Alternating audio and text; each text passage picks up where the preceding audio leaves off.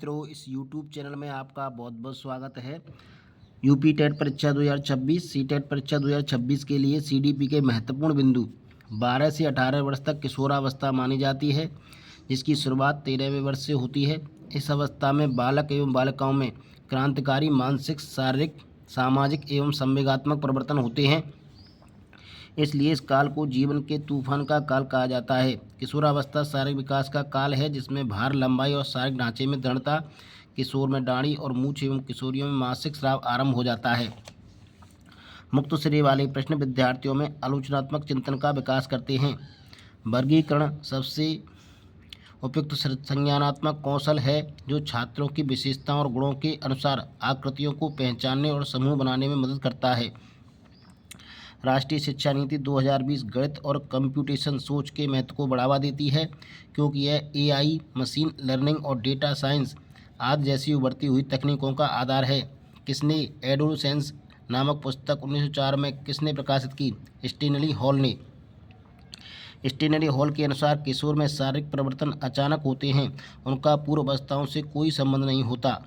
किसे किशोरावस्था का जनक कहा जाता है? स्टेनली हॉल जीन पियाजे के सैद्धांतिक दृष्टिकोण से नई सूचना को अपने मौजूदा ज्ञान में शामिल करना आत्मसातीकरण एसिमिलेशन कहलाता है।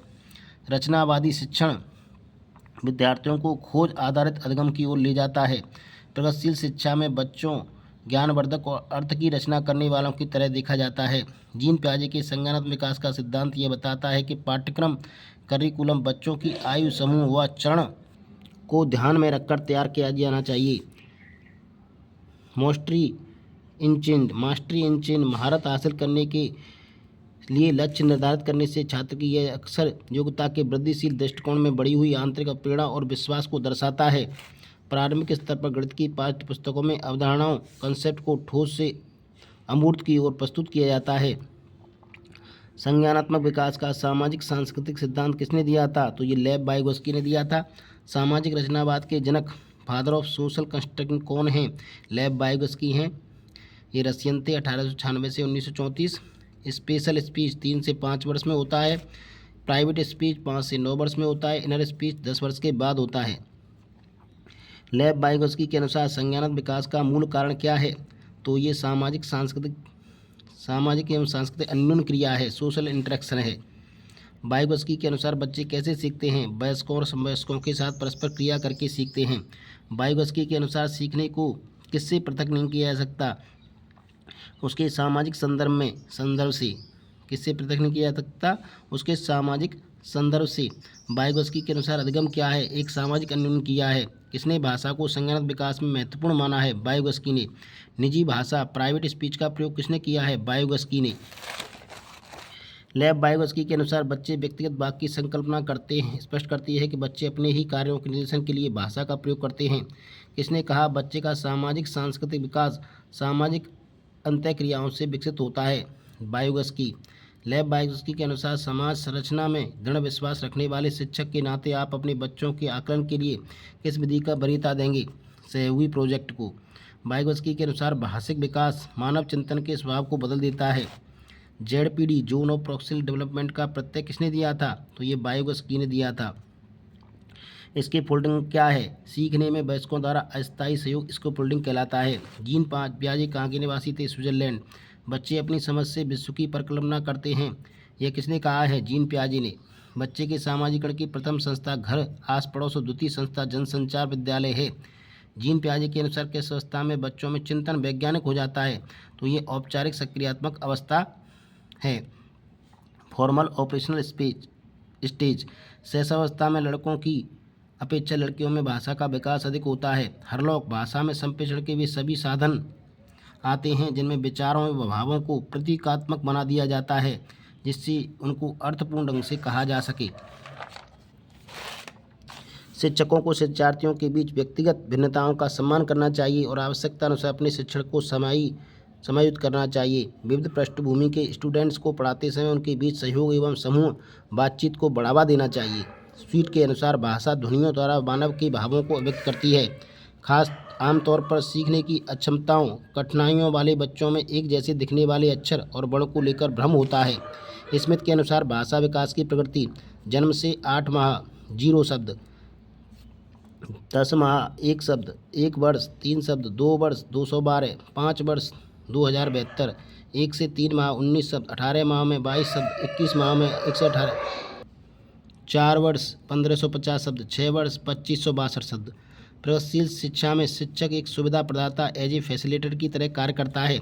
भाषा के चरण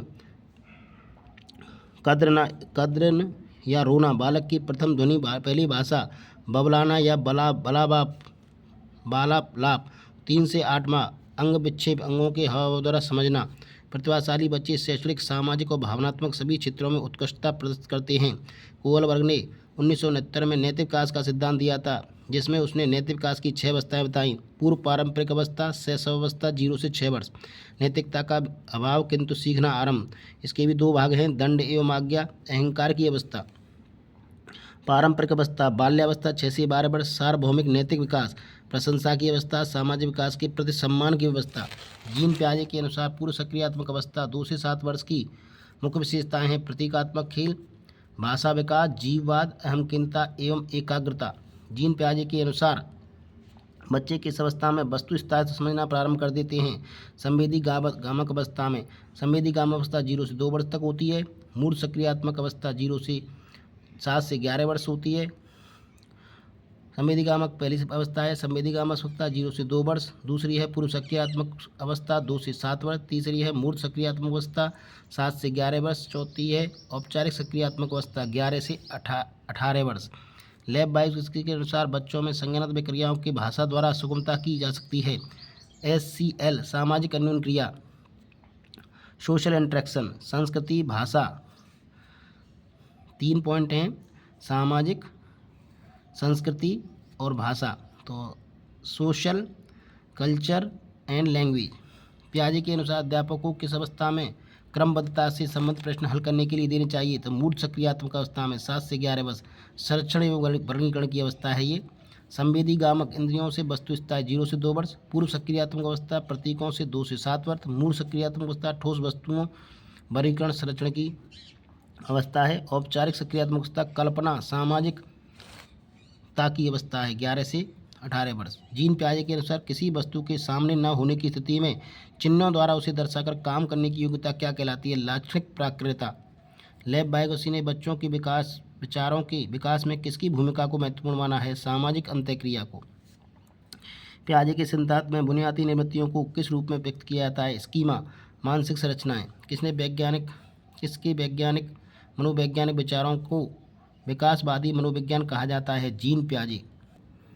जीन प्याजे मौजूदा स्कीमा जानकारी में अनुभवों को सम्मिलित करने की प्रक्रिया को समावेशन कहते हैं या आत्मसातीकरण कहते हैं। यदि स्कीमा प्लस बदलाव संशोधन के साथ प्रवृत्त हो तो इसे समायोजन कहते हैं। विकासात्मक मनोविज्ञान के जनक कौन थे? जीन प्याजे। एक छात्र को किसी सवाल से जूझते देखकर उसकी टीचर उस सवाल की भाषा को सरल करने और कुछ संकेत देने का निर्णय लेती है।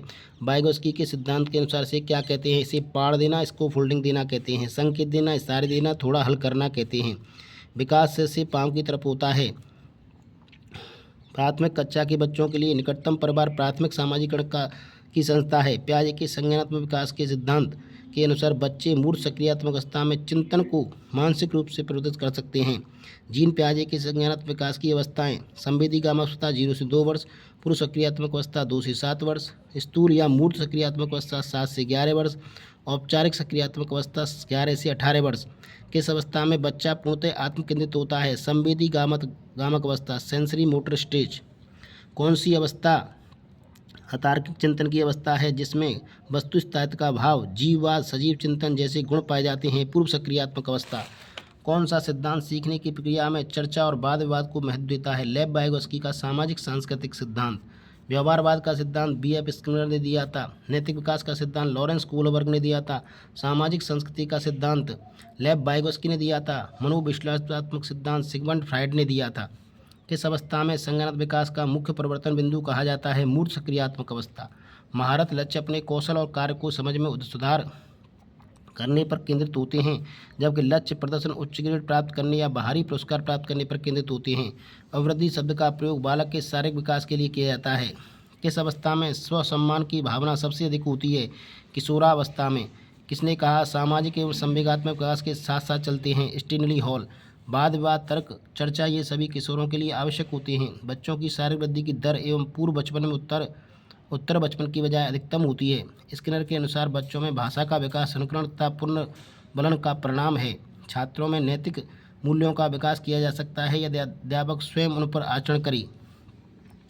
5 से 6 वर्ष के बच्चों पर अधिक ठीक से और रेखाओं के भीतर लिखने के लिए दबाव नहीं बनाना चाहिए, क्योंकि बच्चा 5 से 6 वर्ष के बाद गतिक कौशलों पर नियंत्रण कर पाते हैं। तो ये थे कुछ महत्वपूर्ण बिंदु एवं प्रश्न। आशा करता हूँ आपकी आगामी टेट परीक्षा 2026 यूपी टेट परीक्षा 2026 के लिए उपयोगी होंगे। वीडियो पसंद है तो लाइक जरूर करें, चैनल को शेयर एवं सब्सक्राइब भी कर लें। वीडियो देखने के लिए बहुत बहुत धन्यवाद।